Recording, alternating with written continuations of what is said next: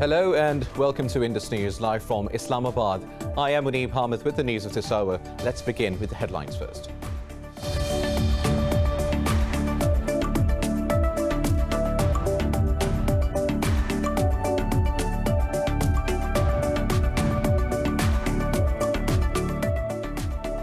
Azad Jammu and Kashmir President Sardar Masood Khan has condemned India's move to build the first military settlement in occupied Kashmir.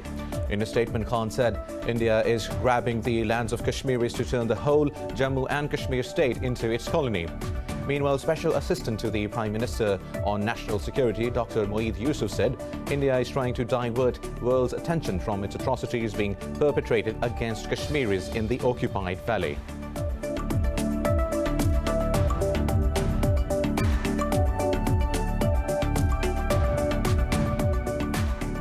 In India, farmers have threatened to block Uttar Pradesh border with New Delhi in protest against the new agricultural laws. The demonstrators are observing a Remembrance Day today to pay tribute to over 20 people who have died in the protests.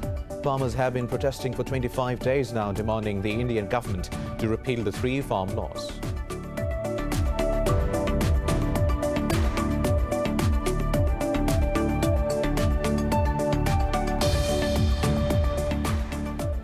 Voting is underway in Thailand's provincial elections to mark the first test of democracy since the 2019 general elections. The elections in the country's 76 provinces are the first under Prime Minister Prayut Chan-o-cha. The elections are being conducted amid strong anti-government protests in the country.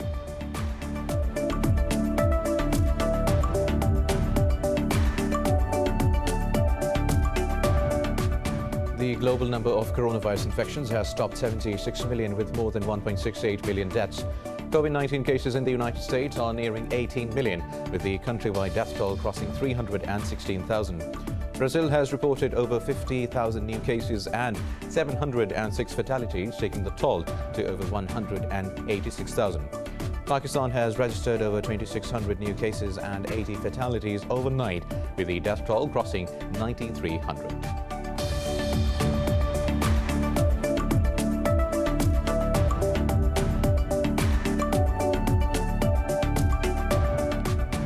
And in cricket, Pakistan are batting against New Zealand in the second T20 at Seddon Park.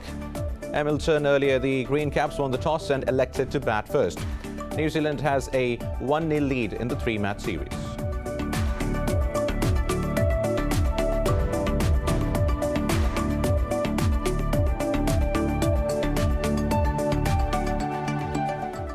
Well, these were the headlines. News in detail after a short break. Stay with us.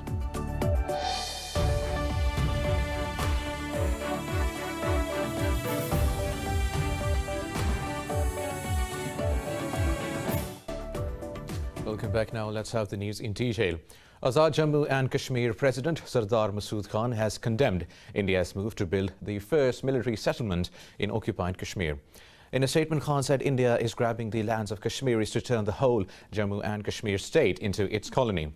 Over internet ban in the occupied territory, he said India is trying to push the valley into darkness, but it will not succeed in its evil designs. Meanwhile, Special Assistant to the Prime Minister on National Security, Dr. Moeed Yusuf, said India is trying to divert world's attention from its atrocities being perpetrated against Kashmiris in the occupied valley. In an interview, he has said that Pakistan is fully prepared to thwart any Indian aggression. Yusuf added, Pakistan stands for peace, whereas India's awful face has been exposed. The statement comes after India deliberately attacked United Nations observers in the line of control. Now in India, farmers have threatened to block Uttar Pradesh border with New Delhi in protest against the new agricultural laws. Thousands of farmers, especially from Punjab and Haryana states, are staging a sit-in protest along the Delhi borders. The demonstrators are observing a Remembrance Day today to pay tribute to over 20 people who have died in the protest. Opposition leaders, especially Congress, Rahul Gandhi, also paid tribute to the peasants, calling them brothers and sisters. In a surprise visit to New Delhi, Prime Minister Narendra Modi yet again reiterated benefits of the laws without referring to the protests. Farmers have been protesting for 25 days now, demanding the Indian government to repeal the 3 farm laws. Moving on, US Special Envoy Zalmay Khalilzad has urged the warring Afghan parties to reach a political agreement as soon as possible. He said the US stands with the people of Afghanistan in this war. In his tweet, Khalilzad condemned the Ghazni explosion which killed 15 civilians 2 days ago at a religious gathering. He said the intra-Afghan war has lost its legitimacy with Afghans and it should move to a quick ceasefire.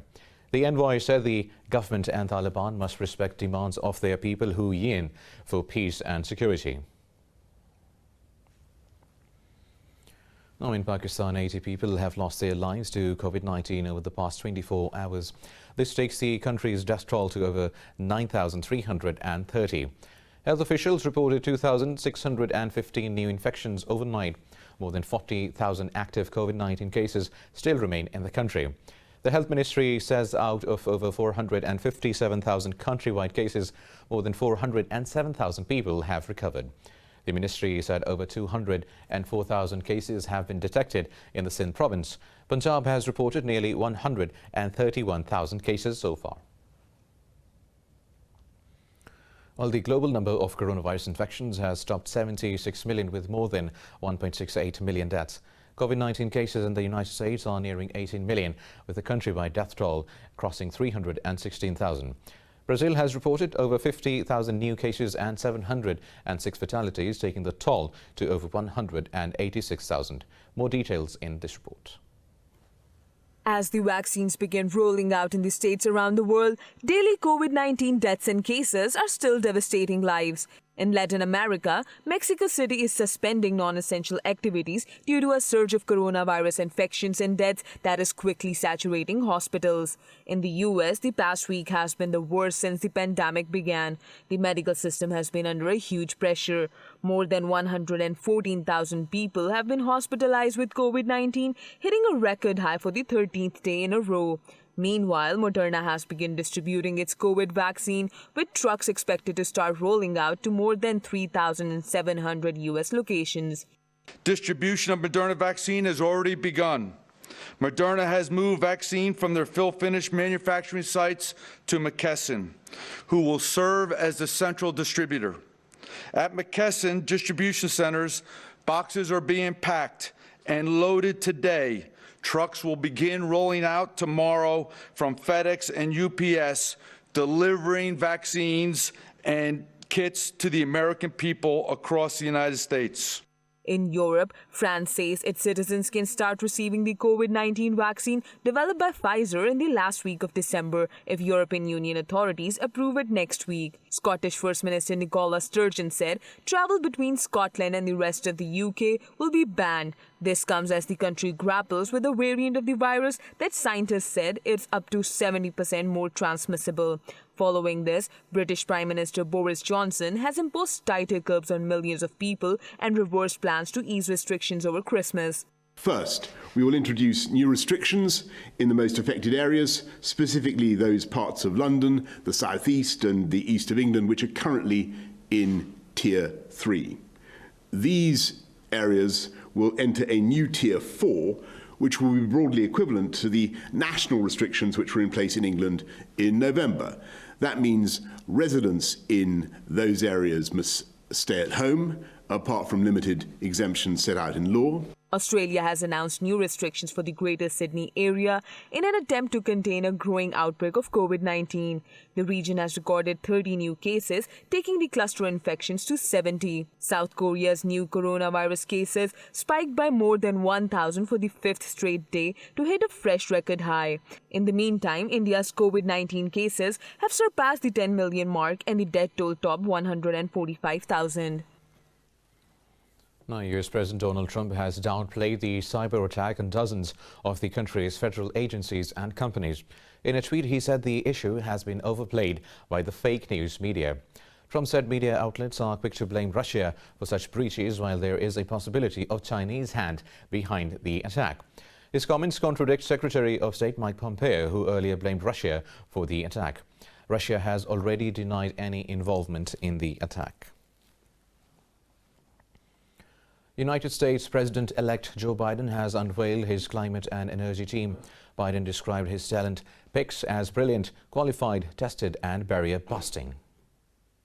United States President-elect nominated Michael Regan, the first black man to run Environmental Protection Agency. He also named New Mexico Representative Deb Haaland to be the first Native American Interior Secretary. Biden picked environmental lawyer Brenda Mallory to head the Council on Environmental Quality. If confirmed by Senate, she will be the first African American to hold the position. Former President Barack Obama's EPA Administrator Gina McCarthy will fill a new role as National Climate Advisor. Former Michigan Governor Jennifer Granholm was stepped for the position of Energy Secretary. Talking to media in his home state of Delaware, Biden said the nominees will be ready on day one.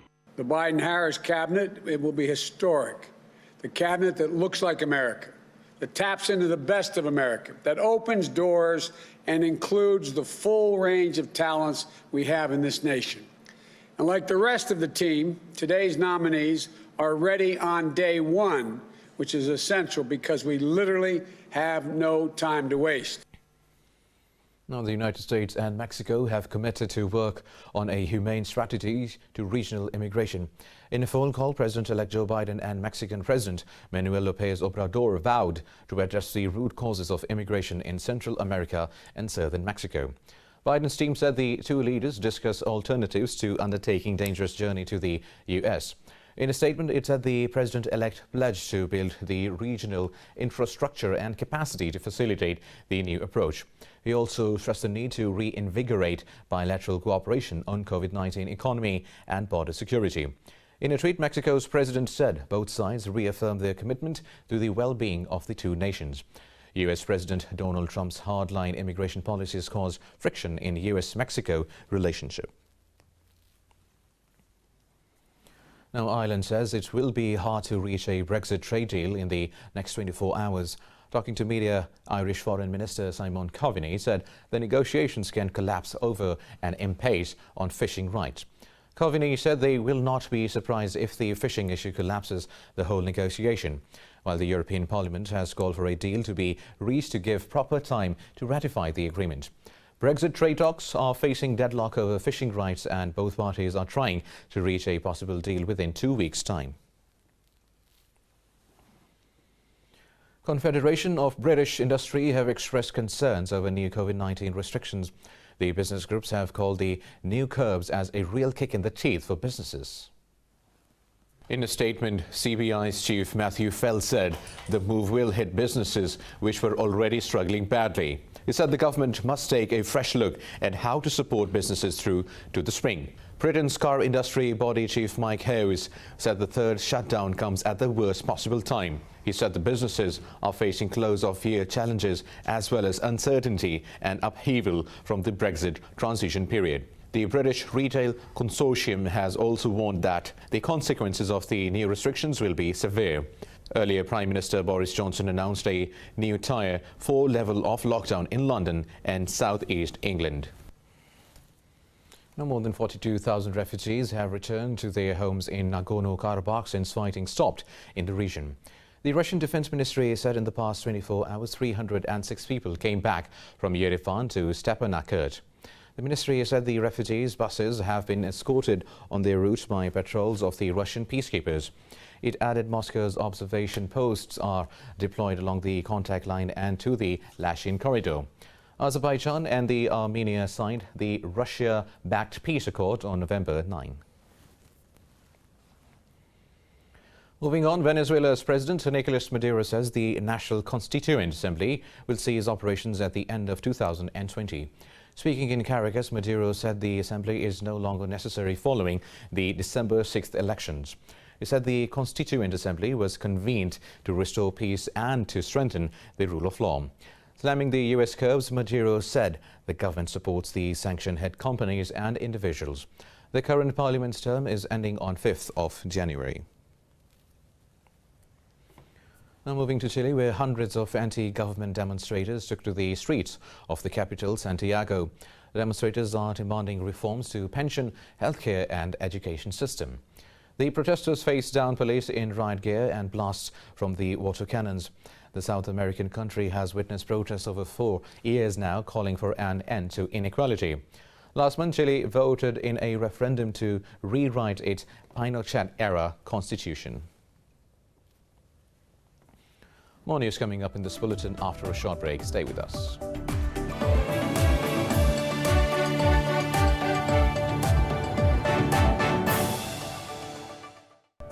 Welcome back now. A massive cloud of dust has been witnessed in the areas of central Argentina. The country's National Meteorology Service has given yellow and orange alerts for the dust storm. It has forecasted the speed of winds are reaching 80 kilometers per hour.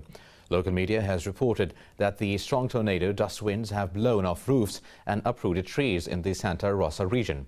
But it said no damage was caused to people or property. Now, a giant panda, Ru Yi, in Moscow's zoo showed his impressive martial arts skills and defeated a snowman. The panda completely destroyed the snowman to earn his treats. The zoo workers say the activity was held to boost the Christmas spirit and to entertain the panda. They placed carrots and branches into the snowman to give him a task before meal. Despite cute looks, giant pandas possess formidable force, with their biting power being comparable to brown bears.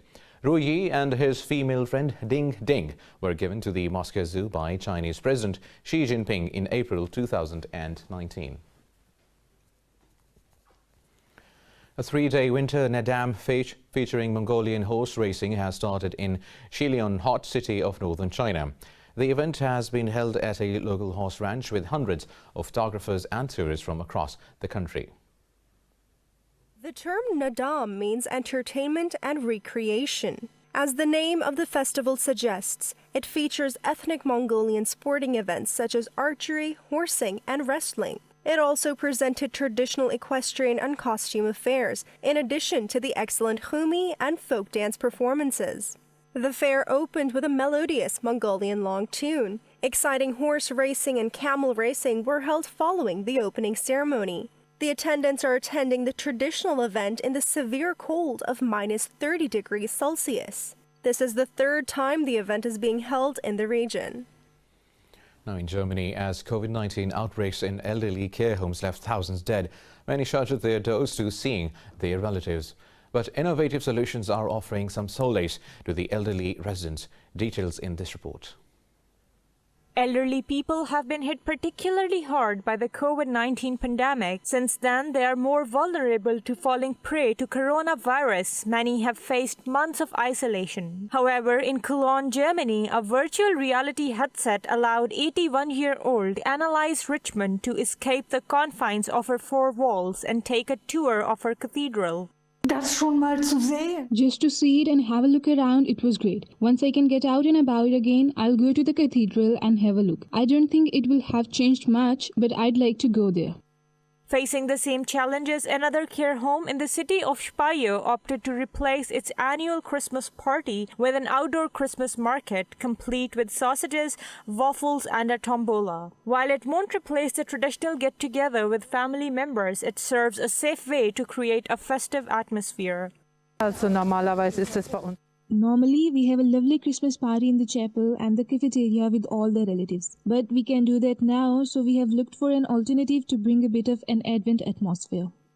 The head of Germany's Ethics Council has warned that isolation and loneliness severely impacts the health of elderly people. Germany's elderly care home residents are first in the queue for the Pfizer-BioNTech vaccine against COVID-19. Until then, care homes are doing their best to keep residents cheerful. Well, now SpaceX has successfully launched its final mission of the year 2020. The Falcon 9 reusable rocket carried a spy satellite into space on a classified national security mission.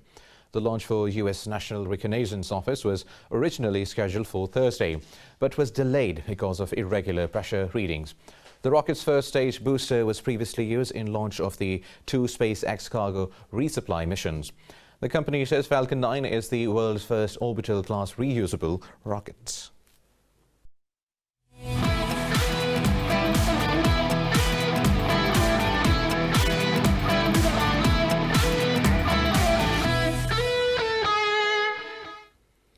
Now in cricket, Pakistan are batting against New Zealand in the second T20 at Seddon Park, Hamilton.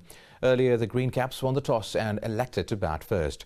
Kiwis captain Kane Williamson returned to the Eden Park after missing the first T20. The match is a do-or-die game for Pakistan after facing a 5-wicket defeat to New Zealand in the 3-match series opener on Friday. The hosts hope to wrap up the series in the second T20. New Zealand has 1-0 lead in the series. Now in football, Bayern Munich have defeated Bayer Leverkusen 2-1 in their Bundesliga encounter. Robert Lewandowski scored twice to help Bayern ascend to the top of league table with 30 points.